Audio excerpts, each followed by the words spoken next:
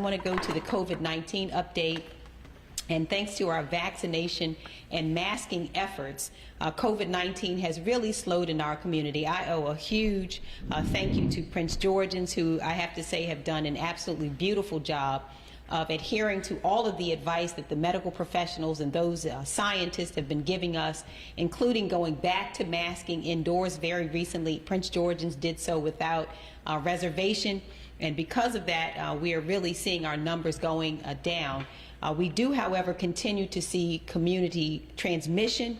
Our cases began to rise in early July, and what we know now is that new cases appear to be leveling off and slowly declining. And again, that is attributable solely to Prince Georgians and their diligence and just adherence to all of the policies. And I do want to thank them so much for the beautiful job they did.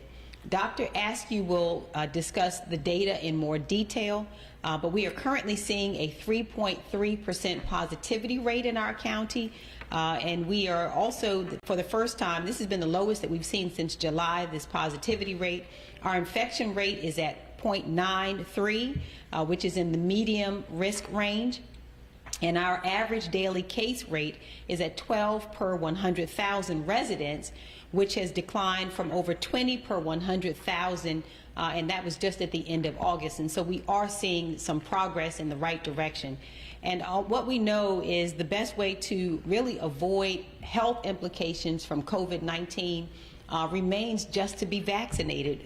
The more of us that receive the vaccination, the harder it is for COVID-19 to spread in our community. So there really does not, it remains that the best antidote that we know to this point is to be vaccinated. And we are urging everyone to make sure that you and your family members and loved ones are vaccinated.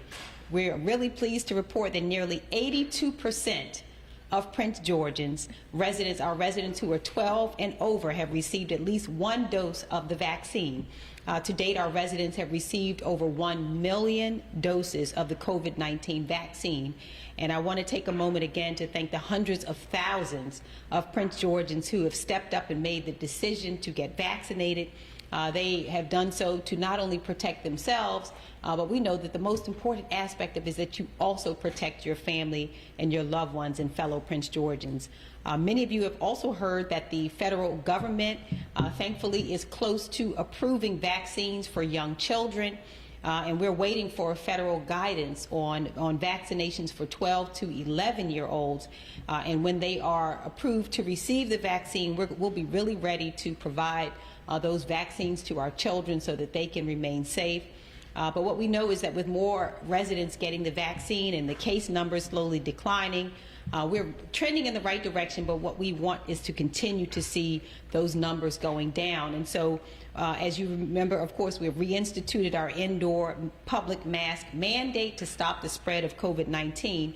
And today, I am announcing that we are also expanding the mask mandate to include children 2 to 5 years old. That means that when children between the ages of 2 to 5 years old are indoors and in restaurants, they will likewise need to wear their mask unless they are eating or drinking. And previously, that mask mandate, we know, only included children who were over the age of 5 years old in the county.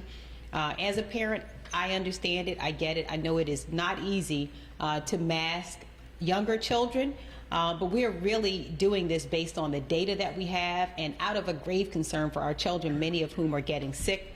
And so right now, our public health officials are concerned that with the spike in COVID-19 cases that we saw in young children between the ages of birth to 17, that we are just going to have to do more to make sure that we are stopping the spread of this virus. And right now, we know that that many, again, of our kids are impacted, and so we believe that this is what is necessary at this point to make sure that we are protecting them as well. We have heard a lot about the Delta variant, and I wanted to let you know that the spread of the Delta variant in our community proves that, again, the vaccination is the only way to go. And so we've recently been asking county employees to submit information about their vaccination status, and we have done this as a way to finalize our employee policy, vaccination policy, and we're still working to collect information to help us get a better sense for how many of our county employees are currently vaccinated. But we have found that so far at least 64% of our employees are vaccinated, and our goal is to get the county government to the same point that we've gotten our general residents. I told you a moment ago that 82% of all of our Prince Georgians have at least had at least one dose, and it is our goal to bring our government employees in line with that data.